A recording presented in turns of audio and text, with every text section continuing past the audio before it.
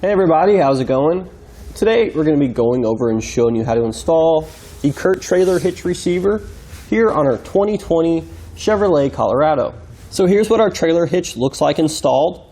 The majority of it is actually going to be hidden up behind the bumper there, so it does sort of have a hidden design.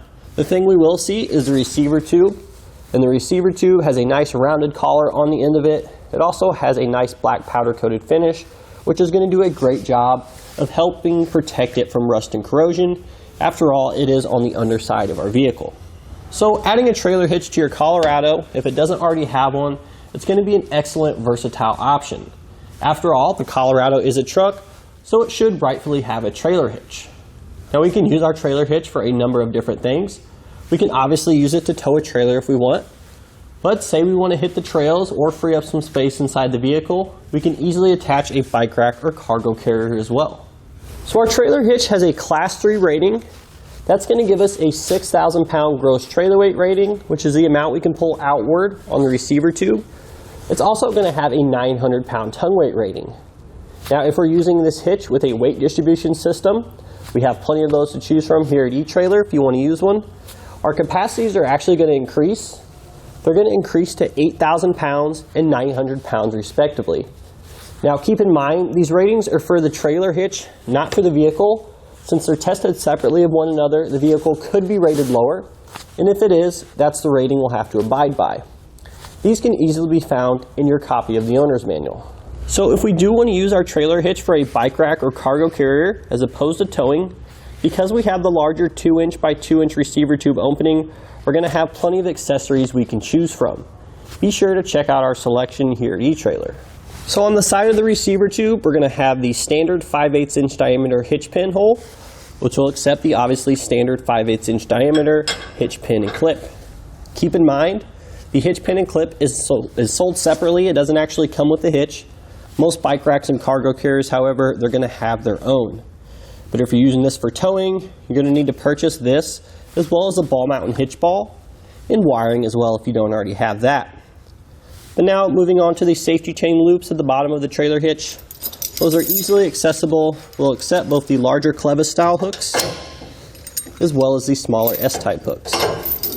So now we have a couple measurements for you guys here that are going to help you when you're selecting your hitch mounted accessories. The first one is going to be the distance from the ground to the top inside edge of the receiver tube opening. That'll be useful when you're selecting your ball mount. That way you can make sure you get the correct rise and drop to tow your trailer level. So for this particular vehicle and hitch, we are looking at 18 3/4 inches. So then the next measurement we like to give is the distance from the center of the hitch pin hole to the outside edge of the bumper. That way you can make sure when you're storing your folding accessories that they don't actually contact the bumper itself. So this one only sits back a little bit, so we shouldn't have really any issues with the accessories. But just to give you a hard measurement, we're going to call that 1.5 inches. So in regards to installation, this one's pretty simple. I would even go so far to say as it's going to be easier for you guys at home. Now we are doing it in the air on a lift. That's so we can give you guys a better view. But we actually have to temporarily loosen and remove the bumper. Therefore, doing this on the ground is actually going to be a little bit easier for you guys. You don't need any specialized tools. A basic socket set will allow you to get the job done.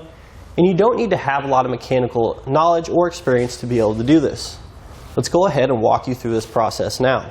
The first step of our installation is to go ahead and lower and temporarily remove our spare tire. If you need further assistance with doing this, be sure to check out your owner's manual. The tools you need to do this are actually located inside your vehicle.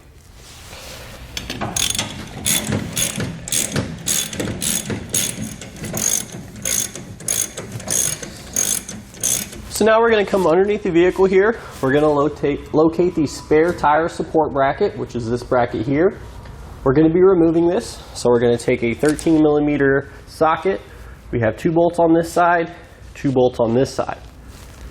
Once we remove it from the cross-section side, we're going to have 2 little clip nuts we need to transfer from the hitch cross tube to the spare tire bracket. We'll show you that a little more now.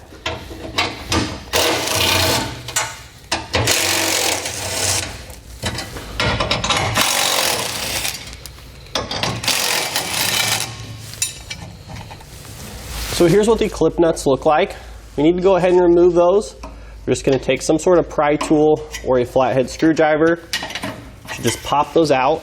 So now that we have the clip nuts out, we're actually going to be installing these directly onto the spare tire support bracket that we were just moved. Make sure that we use the correct side that was attached to the cross section. They'll just simply slide on like that. So the next step that we need to do, we need to actually support the factory bumper because we're going to be removing this cross tube here. And the reason we need to support the bumper is because the way the cross tube's held on, it's integrated in with the bumper. So what we did, we went ahead and took 2 sets of pole jacks here, attached it to either side of the bumper, and I also took 2 cam buckle straps to sort of hold it against the vehicle here. That way when we drop out the cross member here, it doesn't fall back. If you're on the ground, you could probably just use some jack stands and some bungee cords or some cam buckle straps to help you. It's actually probably going to be a little bit easier for you guys on the ground for these next couple steps here. But now we can go ahead and start by removing the cross member. We're going to need a 21mm socket. If you have a 1/2-inch breaker bar, that'll probably help as well. Some of those bolts are on there pretty tight. But we're going to have 2 on the bottom and 2 on the side on each side.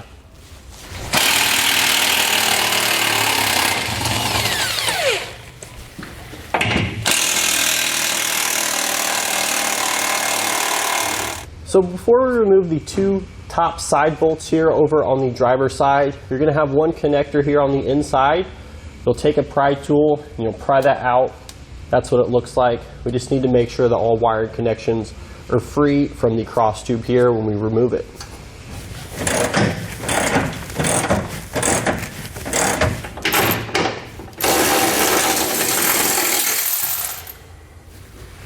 So once we get all of our bolts removed, there's a little bit of friction holding it in place, but we should just be able to pull it straight down.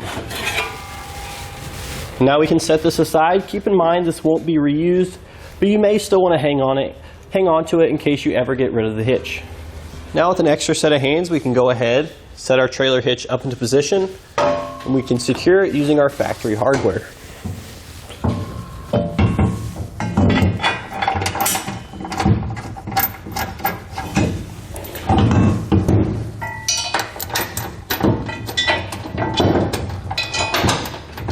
Now with our hitch into position, we can go ahead and tighten and torque our hardware.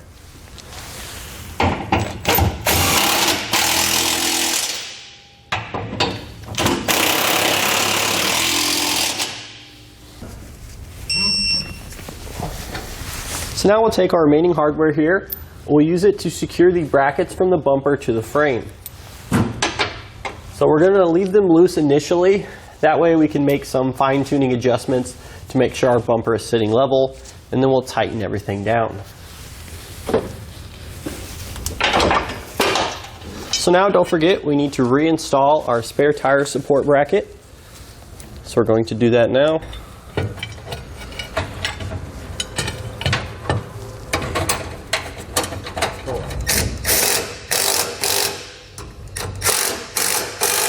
And then finally, don't forget to raise your spare tire back up into position.